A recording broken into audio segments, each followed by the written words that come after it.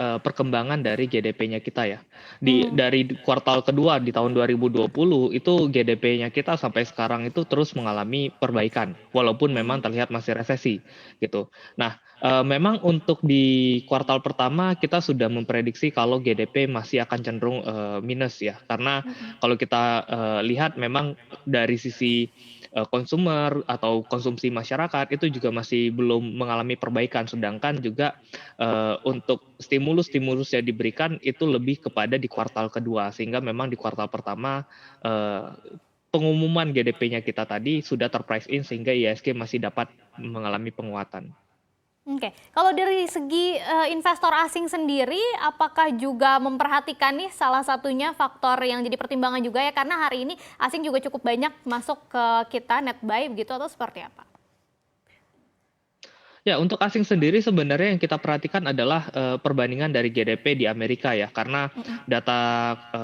data Amerika itu memberikan, efek yang cukup luar biasa sehingga, asumsinya di tahun ini Amerika dapat bertumbuh sampai 7% itu yang menjadi perhatiannya kita kemarin. Tetapi dengan, keluarnya data ekonomi yang belakangan ini yang menunjukkan bahwa data Amerika itu tidak sebaik yang diperkirakan, untuk itu kemungkinan, dana dari asing itu dapat kembali masuk ke Indonesia. Mhm. Untuk proyeksinya, kalau dari Mas Kris di kuartal kedua pemerintah kan pede banget ya, bisa sampai, 7% bahkan lebih kalau dari, Menko Ekonomi. Apakah memang kita kalau dibandingkan dengan kuartal kedua 2020 itu akan secepat itu pertumbuhannya atau bagaimana melihat situasi yang sekarang?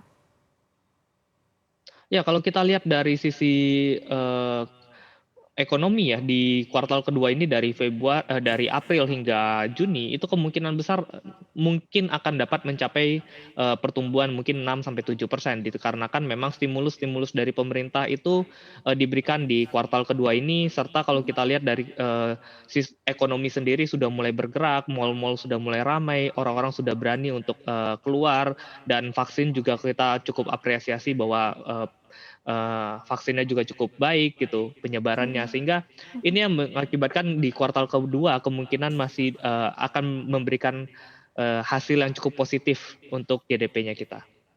Oke, apakah ini juga bisa jadi, dorongan untuk bisa, investor bisa ramai lagi gitu transaksinya atau nanti sama aja ternyata seperti di kuartal pertama karena sudah di-price in gitu ternyata IHSG-nya juga nggak terlalu naik signifikan? Sebenarnya yang perlu kita perhatikan adalah momentum ya, kesempatan. Mhm. Dikarenakan Mhm. memang di saat ini, karena minimnya, eee, berita atau sentimen positif dari Iya. IHSG itu sendiri, itu mengakibatkan IHSG cenderung, tertahan di area di bawah Mhm. 6.000 ini. Tetapi dengan, data ekonomi yang nanti akan cenderung bagus dan sebenarnya itu dapat terlihat di sekarang ini sebenarnya, Iya. ditambah juga dengan, data neraca perdagangan kita yang terus bertumbuh sehingga Mhm. rupiah juga masih kuat bertahan di 14.500 tanpa, campur tangan dari pemerintah.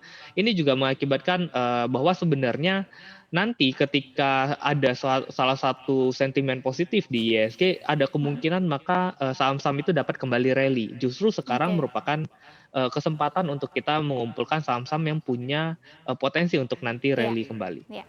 Ya, jadi sambil menunggu momentum itu datang gitu ya, kita bisa mulai pilih-pilih lagi nih saham-saham yang mana yang bisa kita koleksi dari sekarang gitu ya. Kita lihat dulu beberapa pertanyaan yang sudah masuk ke sosial media Instagram CNBC Indonesia dan kita ingetin lagi Sobat Cuan juga bisa memberikan pertanyaan secara langsung melalui kolom chat yang ada di www.cnbcindonesia.com/tv ya. Kita lihat dulu yang udah masuk pertanyaannya dari siapa aja. Dari yang pertama @Yoliawan, kira-kira pemulihan ekonomi RI ini bisa tercapai nggak ya di kuartal berikutnya yang tadi ambisius banget targetnya gitu ya. Kemudian pertanyaan kedua dari @Ferry Prihadi, kok transaksi bursa saham lagi sepi banget ya? Oke, ini juga jadi pertanyaan besar memang gitu ya, apakah ada sesuatu yang ditunggu-tunggu? Kemudian ketiga dari @Moy Laura, beberapa hari jelang lebaran ini bagusnya rajin trading atau tahan-tahan dulu aja karena bagus trading selesai lebaran? Ya, kita bahas satu-satu bersama dengan Mas Kris dari yang pertama dulu. Tadi udah sedikit disinggung gitu ya, sebenarnya di kuartal kedua ini memang, kemungkinan akan positif, tapi bisa nggak sih tercapai nih yang, target pemerintah tadi bisa di 7% atau bahkan lebih, Mas Kris? Ya, mungkin kalau prediksi saya di area 6-7% ya GDP kita di kuartal kedua Mhm. ini. Dikarenakan memang, dari sisi konsumsi itu mulai kelihatan ada peningkatan di kuartal kedua, lalu Mhm. stimulus-stimulus dari pemerintah juga, memberikannya juga cukup bagus gitu untuk, konsumsi yang masyarakat. Ditambah juga dari sisi ekspor kita masih cukup naik dengan impor yang, walaupun masih kecil tetapi ya ada peningkatan gitu. Tapi, dari sisi itu maka kita melihat GDP di kuartal kedua ini kemungkinan besar masih, dapat dapat menunjukkan hasil yang cukup positif. Jangan lupa untuk menginstal aplikasi CNBC Indonesia yang tersedia di App Store dan Play Store untuk terus mengikuti perkembangan berita ekonomi dan bisnis terkini.